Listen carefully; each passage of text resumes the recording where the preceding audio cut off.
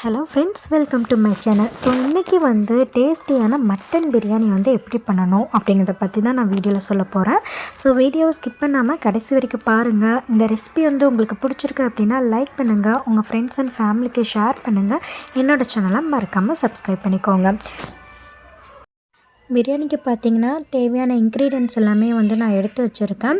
So இன்றைக்கி நான் ஒரு 7 பெரிய வெங்காயம் எடுத்திருக்கேன், 7 தக்காளி எடுத்திருக்கேன், இஞ்சி பூண்டு பேஸ்ட்டு, புதினா, மல்லித்தழை, தயிர், லெமன் இதெல்லாமே நான் ரெடி பண்ணி வச்சுருக்கேன். ஸோ இந்த மாதிரி நீங்களும் ரெடி பண்ணி வச்சுக்கோங்க. ஸ்டவ் ஆன் பண்ணிவிட்டு ஒரு பேன் வச்சுக்கோங்க. பேன் சூடானதுக்கப்புறமா நம்ம அதுக்கு தேவையான அளவு ஆயில் சேர்த்து, ஆயில் சூடானதுக்கப்புறமா பட்டை, கிராம்பு, ஏலக்காய், மிளகாய், கேஷ்நட் இதெல்லாமே நம்ம ஆட் பண்ணிக்கலாம். அதுக்கப்புறமா நம்ம கட் பண்ணி வச்சுருக்க பெரிய வெங்காயத்தை ஆட் பண்ணிக்கலாம்.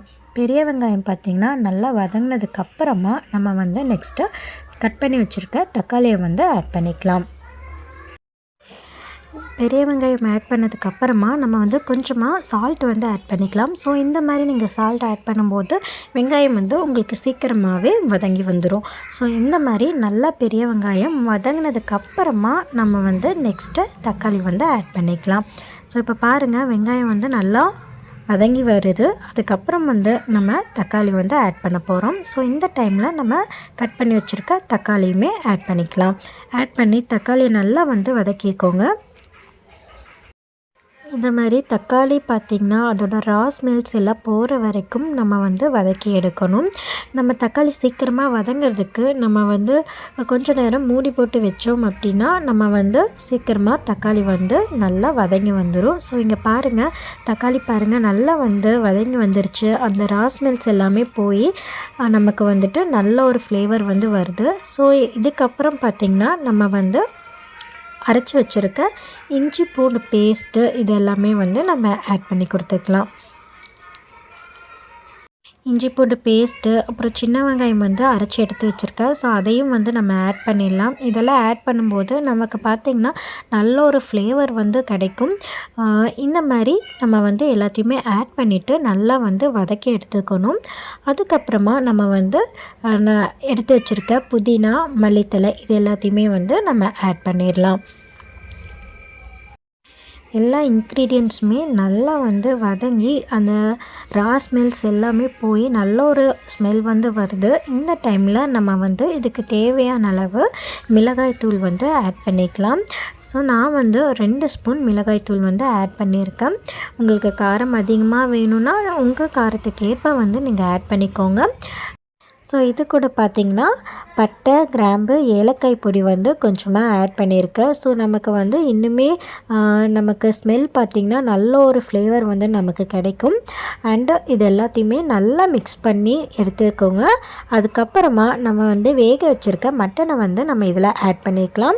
ஸோ ஆல்ரெடி மட்டனை நான் வேக வச்சு எடுத்திருக்கேன். ஸோ அதையும் இந்த டைமில் நம்ம இது கூட ஆட் பண்ணிக்கலாம். ஆட் பண்ணி எல்லாமே நல்லா மிக்ஸ் பண்ணி எடுத்துக்கோங்க.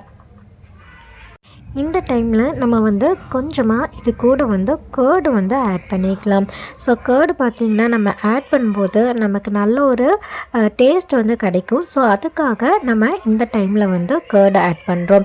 ஸோ கேர்டு ஆட் பண்ணி நல்லா மிக்ஸ் பண்ணிக்கோங்க. ஸோ இந்த மாதிரி எல்லாத்தையுமே நல்லா மிக்ஸ் பண்ணி எடுத்துக்கோங்க. அண்ட் நெக்ஸ்ட்டு பார்த்திங்கன்னா நம்ம இதுக்கு தேவையான அளவு தண்ணி ஆட் பண்ண போகிறோம். ஸோ ஆல்ரெடி நம்ம கறி வேக வச்ச தண்ணி இருக்குது. ஸோ அது கூடவே நம்ம இந்த அரிசிக்கு தேவையான அளவு நம்ம தண்ணி ஆட் பண்ணிக்கலாம். தண்ணி பார்த்திங்கன்னா 1க்கு 2 அப்படிங்கிற அளவில் நான் தண்ணி எடுத்துக்க போகிறேன். ஸோ இந்த பாத்திரத்தில் 2 டைம் நம்ம தண்ணி சேர்த்துக்கலாம். ஸோ இந்த அளவு நம்ம அரிசி வெந்து வரதுக்கு சரியான அளவாக இருக்கும். ஸோ இந்த அளவில் நீங்கள் தண்ணி ஆட் பண்ணிக்கோங்க. நம்ம இதுக்கு தேவையான அளவு கல்லுப்பு சேர்த்து நல்லா மிக்ஸ் பண்ணிவிட்டு நம்ம ஒரு மூடி போட்டு இந்த பேனை மூடி வச்சிடலாம். நல்லா தண்ணி கொதித்ததுக்கப்புறமா நம்ம அரிசி ஆட் பண்ணிக்கலாம். ஸோ இப்போ பாருங்கள், தண்ணி நல்லா கொதிச்சிருச்சு. ஸோ இந்த டைமில் நம்ம வாஷ் பண்ணி வச்சுருக்க அரிசியை நம்ம ஆட் பண்ணிடலாம். ஸோ இந்த மாதிரி அரிசி நல்லா ஆட் பண்ணிவிட்டு நம்ம மிக்ஸ் பண்ணி விட்டுட்டு நம்ம ஒரு மூடி போட்டு மூடி வச்சிடலாம். ஸோ இந்த டைமில் பார்த்திங்கன்னா நம்ம வந்து இதில் நம்ம லெமன் ஜூஸ் வந்து எடுத்து வச்சோம் இல்லையா, அதை வந்து ஆட் பண்ணிக்கலாம். அதுக்கப்புறமா நம்ம வந்து இதுக்கு தேவையான அளவு நெய் வந்து ஆட் பண்ணிக்கலாம். ஸோ நெய் ஆட் பண்ணிவிட்டு நல்லா வந்து மிக்ஸ் பண்ணி விட்டுருங்க. மிக்ஸ் பண்ணி விட்டுட்டு அப்படியே மூடி வச்சுருங்க. கொஞ்ச நேரம் தம்மில் அப்படியே விட்டீங்க அப்படின்னா நமக்கு டேஸ்டியான மட்டன் பிரியாணி வந்து ரெடி ஆயிடுச்சு. ஸோ கண்டிப்பாக இந்த ரெசிபி வந்து ட்ரை பண்ணி பாருங்கள். இந்த ரெசிபி பிடிச்சிருந்துச்சி அப்படின்னா கண்டிப்பாக வந்து லைக் பண்ணிவிட்டு உங்கள் ஃப்ரெண்ட்ஸ் அண்ட் ஃபேமிலிக்கு ஷேர் பண்ணிவிட்டு என்னோடய சேனலை மறக்காமல் சப்ஸ்கிரைப் பண்ணிக்கோங்க. யாரெல்லாம் பிரியாணி லவ்வர் அப்படிங்கிறத கமெண்ட்டில் வந்து சொல்லுங்கள்.